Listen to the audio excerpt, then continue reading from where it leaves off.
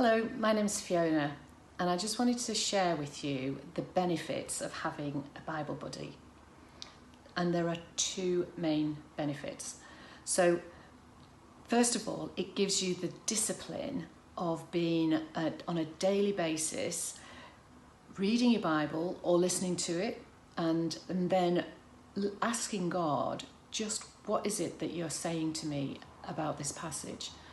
And then having to share that. So it's being accountable, it's being responsible for coming up with what it is that God is saying to me about that passage and then sharing it. So that's the first thing.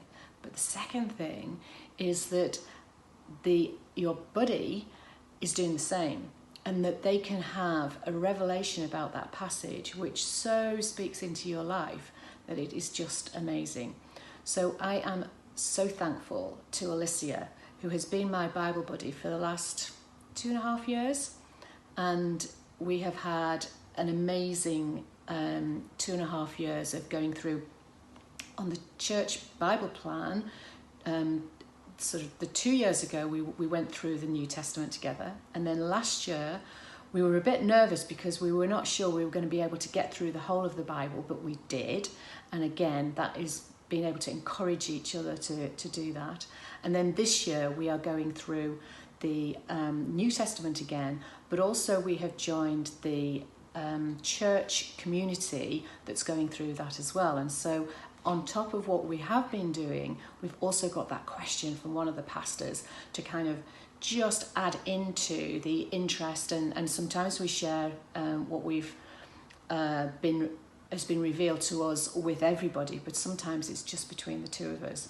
So I am so thankful for Alicia as my Bible buddy, and it has been so beneficial, and I love it. So let us just share with you what our daily routine might look like. So for me, as I get up in the morning and start to get ready, then I'm listening to the Bible on my phone. And so there are probably a number of different versions that I listen to it as I go through my getting breakfast ready, etc. And so, for example, there's the NIV UK, the NLT, and the Message. And so I can listen to those as I'm going through my routine. So when I sit down here for my breakfast every morning, then I'm either continuing listening or I start to read as well. And I quite often I will use the TPT version to read.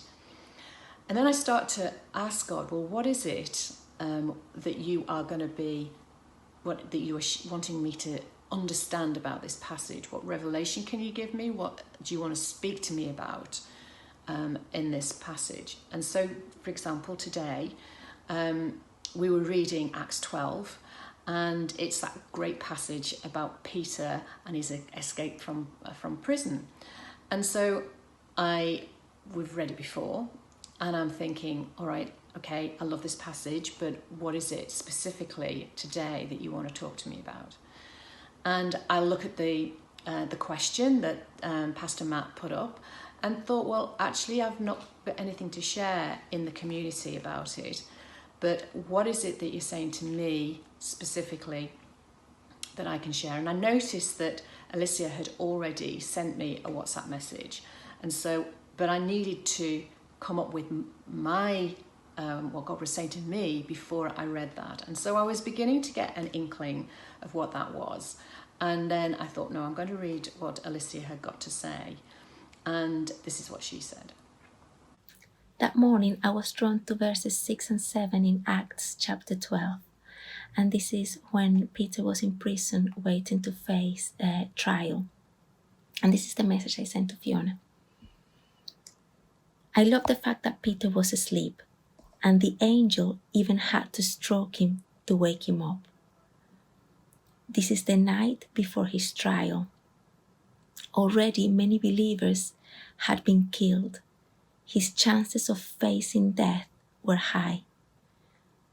Peter could have decided to spend the night interceding in prayer, asking God to help him, but instead he rested. He was probably confident that whatever was going to happen, God was in control. We need to always rest in God. And yes, prayer is important. But once we have prayed, we trust that He has heard us. We can live worry-free. And so I responded, totally love that. Yes, God was in control, Peter was sound asleep, and his church family were praying.